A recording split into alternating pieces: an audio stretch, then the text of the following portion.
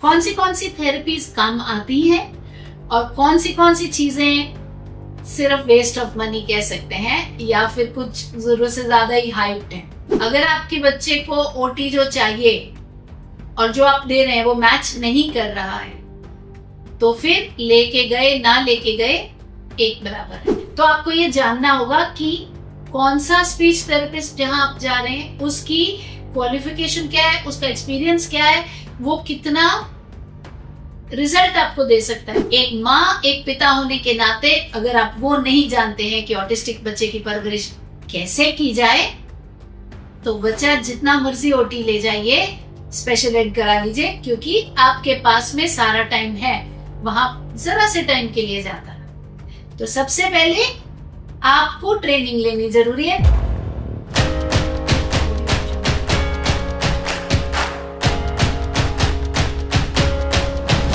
नमस्कार भाई और बहनों, मैं रजनी सिंह सशक्त एम्पावरिंग लाइव्स के हिंदी चैनल पर आप सबका तहे दिल से स्वागत करती हूँ। सारे नए लोगों का भी स्वागत और पुरानों का भी।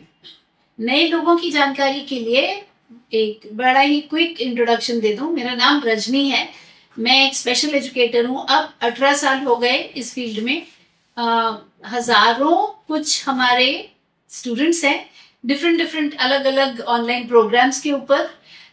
YouTube English, YouTube Hindi, Instagram, Facebook, हमारी थोड़ी डिजिटल प्रेजेंस इन सारे प्लेटफॉर्म्स पर है।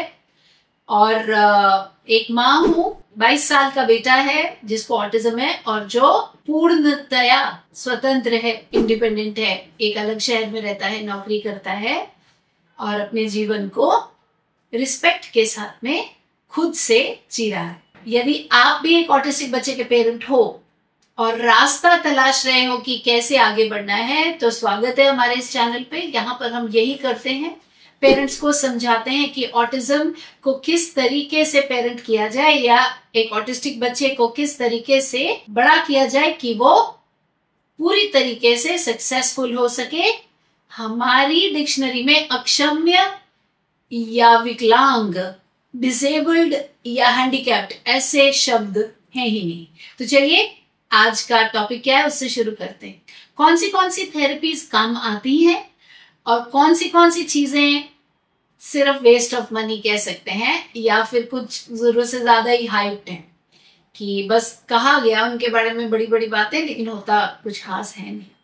तो सबसे पहले इसके अंदर आता है ओटी और स्पीच थेरेपी, ये और स्पेशल एजुकेशन। ये जो तीन हैं वो ऑक्यूपेशनल थेरेपी, स्पीच थेरेपी और स्पेशल एजुकेशन, ये तीन आपके बच्चे की मूलभूत रूप से जरूरतें हैं अगर बच्चा ऑटिज्म स्पेक्ट्रम पे है तो। कहने का मतलब क्या है, ऑक्यूपेशनल थेरेपी या ओटी जहां आप जाते हैं ये ओवर हाइप्ड नहीं है, ये जरूरी है। फर्क इतना है कि आपको पता होना चाहिए कि किस तरीके की ओटी आपके बच्चे को चाहिए। अगर आपके बच्चे को ओटी जो चाहिए और जो आप दे रहे हैं वो मैच नहीं कर रहा है तो फिर लेके गए ना लेके गए एक बराबर है। तो इसलिए ओटी देना तो जरूरी है, लेकिन एक अच्छा ओटिस्ट होना चाहिए जो बच्चे की ओटी की रिक्वायरमेंट को समझे। ठीक वैसे ही स्पीच थेरेपी, अगर आपके बच्चे को स्पीच थेरेपी की प्रॉब्लम है, जरूरत है, माने वर्ड्स नहीं बोल रहा है, मुंह से वर्ड्स नहीं निकाल पा रहा है, कुछ मसाजेस की जरूरत है तो स्पीच थेरेपी की जरूरत है, नहीं तो लैंग्वेज थेरेपी की जरूरत है जिसमें कि उसे सेंटेंस कैसे बनाना है, शब्दों से वाक्य कैसे बनाना है, ये सारा कुछ सिखाया जा सके। तो एक बच्चा जिसे लैंग्वेज थेरेपी की जरूरत है उसे स्पीच थेरेपी में आप ले जाएं। कहने का मतलब ये है कि एक स्पीच थेरेपिस्ट, एक अच्छा स्पीच ऑडियोलॉजिस्ट जो है वो स्पीच थेरेपी भी देखेगा, लैंग्वेज थेरेपी भी देखेगा। परंतु अगर आप केवल किसी ऐसे के पास जा रहे हैं जो मसाजेस कर रहा है, ओपीटी करा रहा है और आपका बच्चा ऑलरेडी सारे शब्द बोल रहा है और सेंटेंस में नहीं बोल रहा है, थोड़ा उल्टा सीधा बोल रहा है, जय ने पापा ने मारा ऐसे करके बात कर रहा है, जय ने पापा को मारा या पापा ने जय को मारा ऐसे नहीं बात कर रहा है, तो इन चीजों के लिए आपको मसाज वगैरह आप दे रहे हैं तो वो काम में नहीं आएगा। तो आपको ये जानना होगा कि कौन सा स्पीच थेरेपिस्ट जहां आप जा रहे हैं उसकी क्वालिफिकेशन क्या है, उसका एक्सपीरियंस क्या है, वो कितना रिजल्ट आपको दे सकता है, उसके पुराने स्टूडेंट्स का रिजल्ट मांगिए। तो ये तो हो गई बात ऑक्यूपेशनल थेरेपी, स्पीच थेरेपी और स्पेशल एजुकेशन। स्पेशल एजुकेशन माने उसको कॉन्सेप्ट्स किस तरीके से सिखाए जा रहे हैं, क्या वो बच्चे को सिर्फ कॉपी और पेन लेके बैठ रहे हैं सिखाने के लिए, तो वो आपके काम नहीं आएंगे। आपको एक स्पेशल एजुकेटर मतलब सिर्फ 1-on-1 सपोर्ट और साथ में कॉपी में लिखवाना नहीं है। अलग अलग तरीके स्पेशल एजुकेटर्स को आते हैं, वो उस पर्सन को आने चाहिए। ये 3 आपके लिए ऐसी थेरेपीज हैं जो कि बिल्कुल जिसे कहते हैं नॉन नेगोशिएबल है, जो कि बहुत जरूरी है, ये होना चाहिए। अब आ जाते हैं इसके परे बाकी चीजों पर, जहां पर माँ बाप कहता है हाय मैं यहाँ भी पैसा डाल दूं क्या पता कुछ बन जाए, हाय मैं यहाँ भी पैसा डाल दूं क्या पता कुछ बन जाए, वो वाली कौन सी है?